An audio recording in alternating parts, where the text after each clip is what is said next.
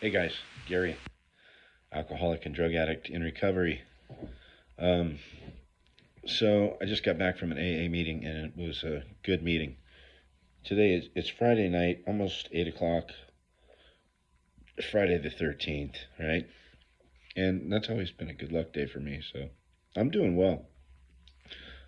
I'm sober today, and that's really all that fucking matters right now is uh, being sober. Um, but along with that, I'm happy. Um, I'm surrounded by love. I'm grateful for a lot of things in my life, and I seem pretty balanced today. That can always change. The night is young, right? Um, no, I'm doing good. Uh, so I was kind of been going back and forth with a very good friend of mine, and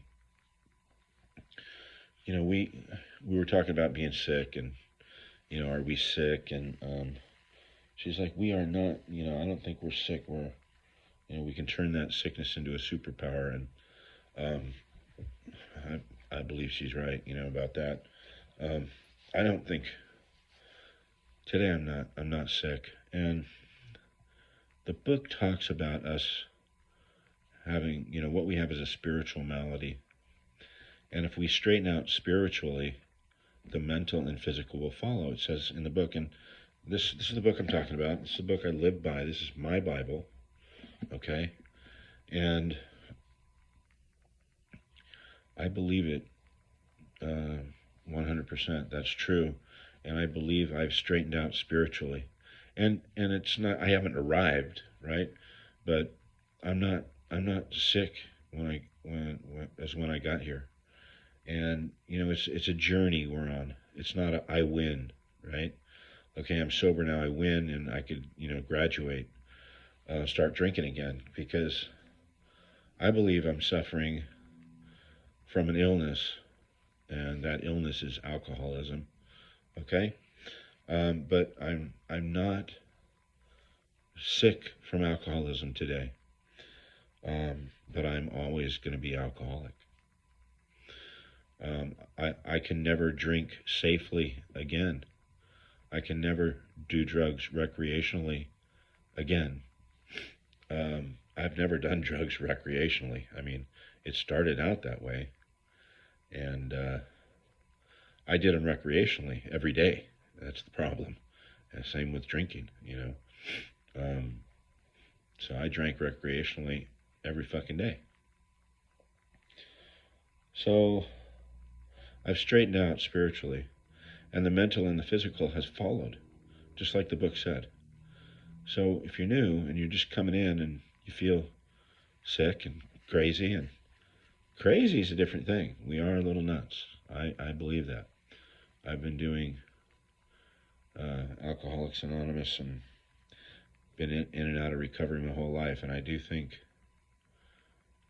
us alcoholics, when we get sober, alcohol is but a symptom. We remove the alcohol, we're left with us.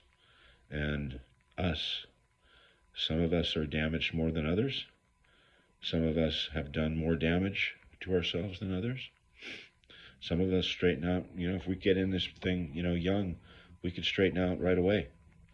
And I've been fortunate enough to have years of sobriety and then, relapsed.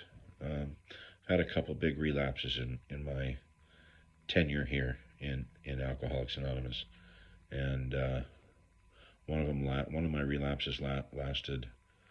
I was sober, I think, seven and a half years, and went out for 4 years, 3 or 4 years, and then sobered up and was sober almost 10 years, and then went out for uh, about 10 years. So I just got back. It'll be 8 months in 1 week from today. So I'll be making a video on that day, okay? Unless I'm in the fetal position for some reason. But I doubt I will be. I haven't seen that position, and I don't want to see it again. Uh, unless I'm sleeping, right? Uh, yeah, I lost my son 4.5 or 5.5 months ago. I don't know how long ago. Fuck, I lost my son some months ago, like 4 or 5 months ago. I'm going to stop keeping track of that, and Uh, I know the day he left this planet was September 20th, and he's still floating around here somewhere because I get to talk to him uh, almost every day. You know, somebody said to me one time, it was my sponsor. He said so many things to me in my life that I've grabbed onto with everything, like a drowning man grabs a life preserver. He's been there so many times for me when I was a young man in early sobriety, and through deaths and traumatic experiences and everyday life, and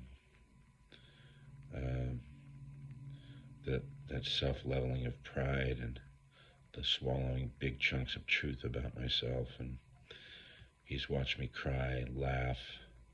We've shared it all together, and I'm going to call him over the weekend, see how he's doing.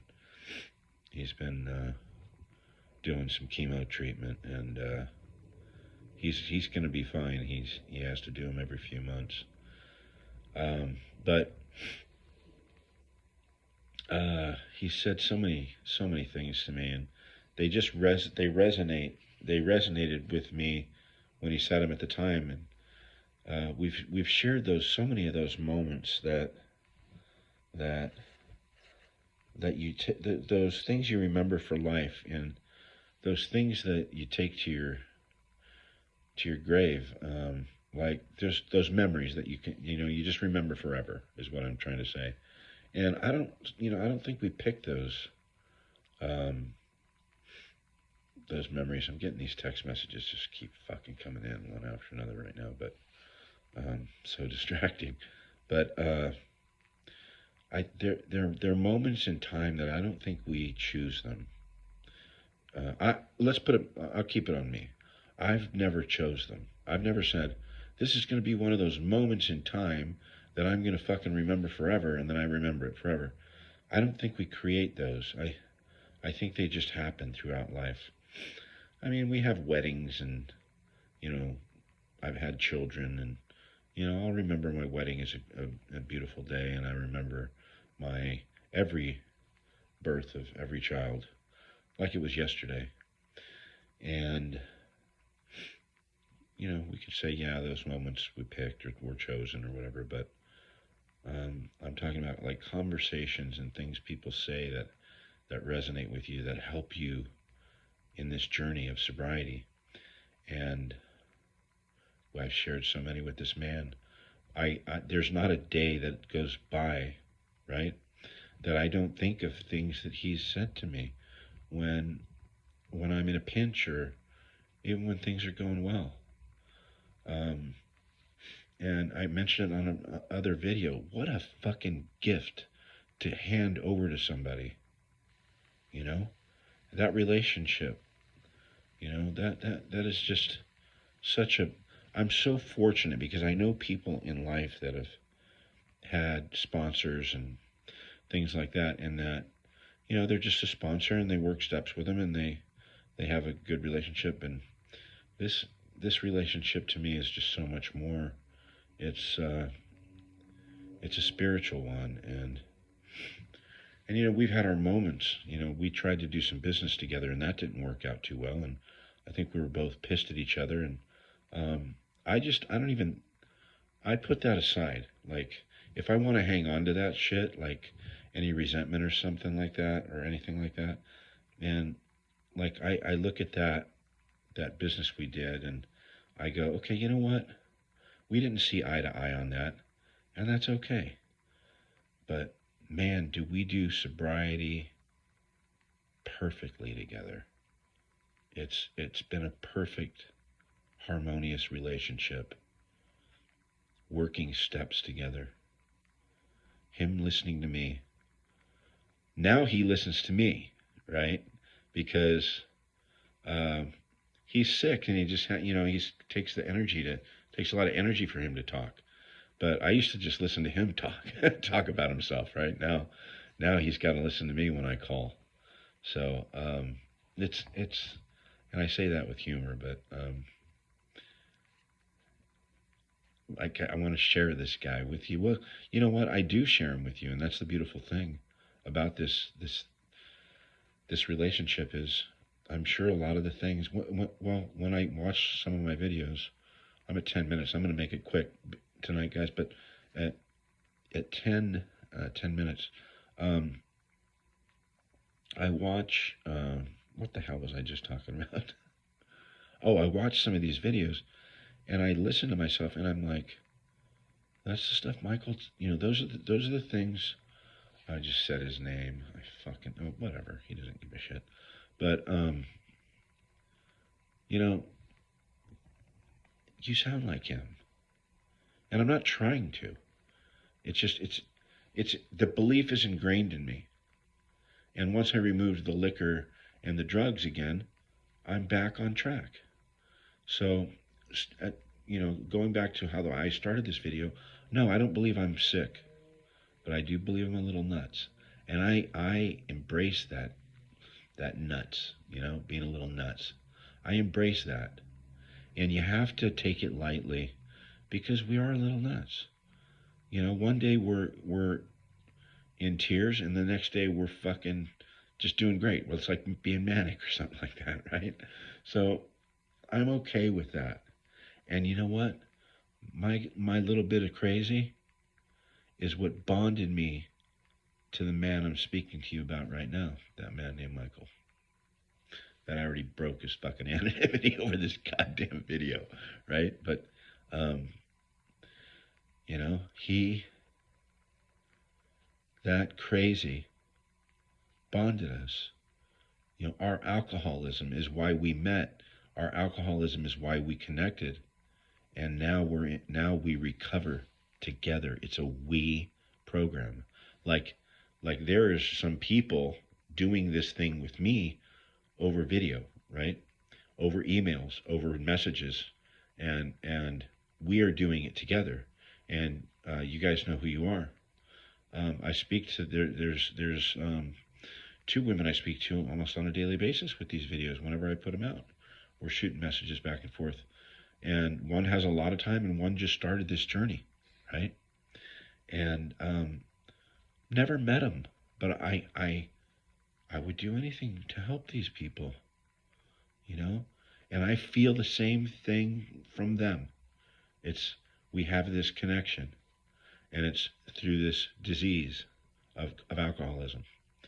And some people don't want to think it's a disease and stuff like that, but the medical society has deemed it a disease, and it is a disease of alcoholism. And we recover together. We have a better chance of recovery if we're doing it with other alcoholics that suffer from the same illness that we suffer from. The recovery rate shoots way up. So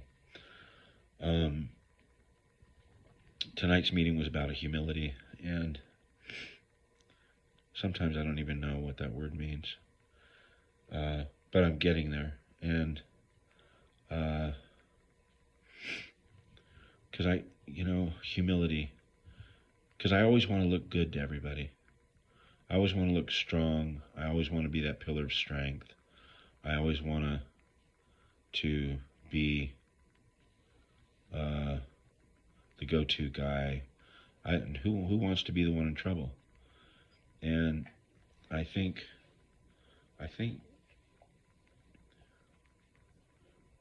learning to know when you're in trouble is key.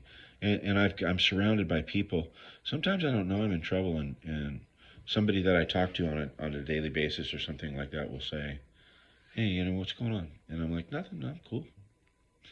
And it takes me a few days to figure it out. Like, yeah, maybe there is something going on, And so that's the cool thing about the we. Surround yourself with people that are like you, that suffer from this malady we have. This they call it a spiritual malady, and I believe that to be true. When we get here, we're suffering spiritually. We're spiritually sick. We've been replacing, that that empty hole within us, we were filling with booze and drugs.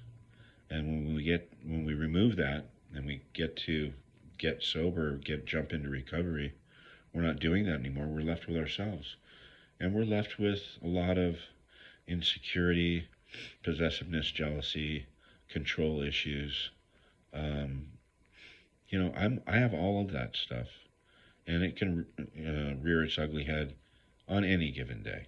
You know, and I keep it in check with the 12 steps. I filter my life through the 12 steps. I remind myself that I'm alcoholic and my life is unmanageable. Bo, stop. My dog's licking his balls again. I'm sorry about that, you guys. Bo, no ball licking. Okay, so I filter my life through those 12 steps. And that's just my way. Everybody can do it their own way. I don't judge you. And I hope these videos help, even if you're not in the AA program or working 12 steps. I hope these videos help. And I just want to let you know, sobriety is available to anyone who wants it. All right? I'm going to end it there, you guys. And I love this thing that I'm doing. Real quick, I went to a meeting tonight, and I was laying in bed, just woke up from a nap, and I'm like, yeah, I'm going to go get some pizza or go fuck my diet up somehow, right? And then I was like, oh my gosh, such and such is leading the meeting tonight. They took a commitment for the month of January on Fridays. And I got out of bed and was like, I'm going. And I got there, and my friends were there, and it warmed my heart. I sat with a woman who brought cookies today, and her and I are the class of 22, and I remind her, hey, we're the class of 22, and we got to keep it that way, right? So, and I got another friend right now. She's out of town. She's the class of 22 also, and she helps me a lot, man. She helps me a lot, and I love these women.